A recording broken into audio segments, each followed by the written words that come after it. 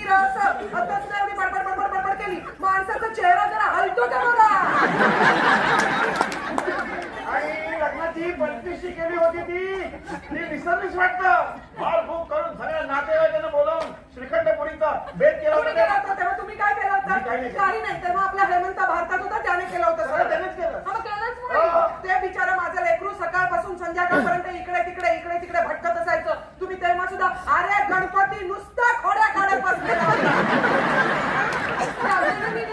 कुणाच्या लक्षात आपल्याला लग्नाला 25 वर्ष झाली ते थांब नको दिली मग एकदा काय ती जिलबी खायला घेतली आता कशाला आली श्रीखंडपुरी दिली मा हेमंताला विचार हॉलचा खर्च कोण करणार आहे. निलिमा आमंत्रण करत सुटू नका जवळचे बघा लांबचे मरू दे.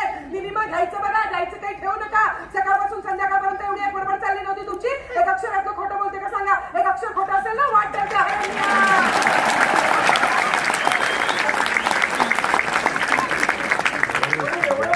मला कसं आठवत नाही.